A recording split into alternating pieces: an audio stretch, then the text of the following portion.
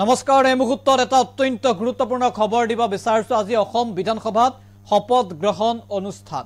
ৰাজ্যৰ 5 গৰাকীকো উপনিৰ্বাচন নিৰ্বাচিত হোৱা বিধায়কে শপত গ্ৰহণ কৰিব শপত গ্ৰহণ অনুষ্ঠানত উপস্থিত থাকিব মুখ্যমন্ত্ৰী উপস্থিত থাকিব মন্ত্ৰী বিধায়কসকল অসমান্তৰভাৱে বিধানসভাৰ অধ্যক্ষই শপত বাক্য পাঠ কৰাব 5 গৰাকীকৈ নৱনিৰ্বাচিত বিধায়কক 5 গৰাকীকৈ নৱনিৰ্বাচিত বিধায়ক ইতিমধ্যে 5টা সমষ্টিৰ পৰা নিৰ্বাচিত হৈছিল আৰু তেওঁলোকৰ আজি শপত গ্ৰহণ অনুষ্ঠান সবিশেষ এনি টকছৰ দৰ্শকক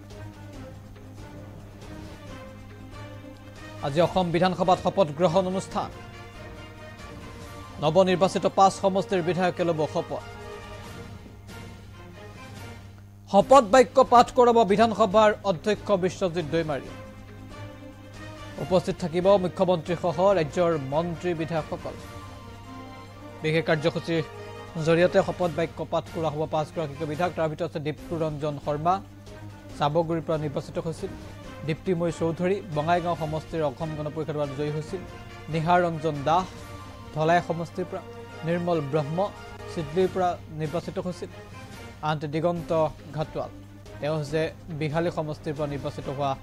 জনপ্ৰতিনিধি আৰু 5 গৰাকীকৈ নৱনিৰ্বাচিত বিধায়ক যেটো বিজেপি মিত্ৰ দলৰ এই 5 গৰাকীকৈ বিধায়ক আৰু 5 গৰাকীকৈ বিধায়কে আজি শপত গ্ৰহণ কৰিব নতুনকৈ তেওঁলোক নিৰ্বাচিত হৈছিল ৰাজ্যৰ উপনিৰ্বাচনত 5টা সমষ্টিৰ পৰা এই শপত গ্ৰহণ অনুষ্ঠানত উপস্থিত থাকিব ৰাজ্যৰ মুখ্যমন্ত্ৰী ডক্টৰ হিমন্ত বিশ্ব শৰ্মা